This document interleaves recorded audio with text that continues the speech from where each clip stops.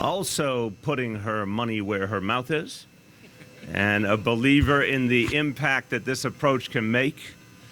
As a council member, she is new, but she has done tremendous work for years and years for the economy, for the community. She's new as a council member, but not new as an activist and not new as a change agent. And I want to congratulate you because you're also one of the driving forces that brought us to this day. Council member Alicka Ampry-Samuel. Thank you. Good afternoon, everyone. So when I first heard about this concept of a community space or a community kiosk or a community room or a community center within the precinct, this was a couple of years ago.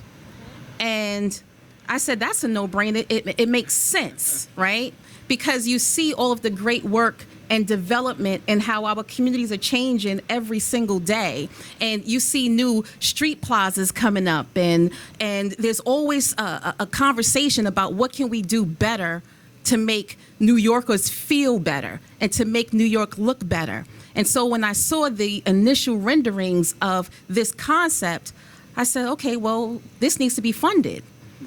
And a couple of days after I was elected, I met with our borough president, and we had a conversation in the elevator.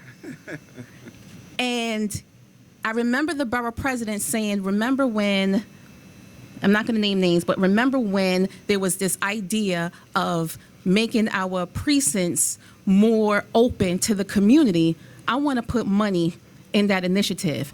And we talked about a few other initiatives, and he said, well, I'm going to do it, and if you put money towards it, we can actually put our money together so that we can enhance this idea. And so when the opportunity to go through the budget allocations came out, that was the first thing I mentioned. It was the first thing I put on my budget items, was to allocate $250,000 to the precinct within my district. And so I was proud of that moment, and I was proud when I found out that the borough president did allocate the $1 million so that there can now be $1.25 million for the community. And I'm also proud of the fact that it's not just the 73rd precinct, but it's also right here where we're standing at the 7-1, right? And coming into office, and I talked about this inside, we've had some challenges over the past couple of months right here within the 71st Precinct District. We've had some serious community and police challenges. And the conversation is always around, well, what's the precinct council doing, and what's the clergy council doing, and what are the elected officials doing? And this is proof that the community has been in conversation, and we're talking and we're working together, and we're also making things happen to make sure that the relationships between the community and the police are healthy relationships, are positive relationships. We heard Digna give her experiences of going into the 73rd precinct, and that shouldn't be. But now we have to focus on what can we do every single day to make Brooklyn, to make New York City a better place for all New Yorkers. So let me just read my notes right here. So I'm Councilwoman Alicka Samuel, and I represent the 41st District. But my district includes Brownsville, Ocean Hill, parts of Bed-Stuy, Crown Heights, and East Flatbush. And I'm very proud to be supportive of my 5 local precincts, the 71st, the 73rd, the 77th, the 67th, and the 81st, as well as PSA 2 and PSA 3.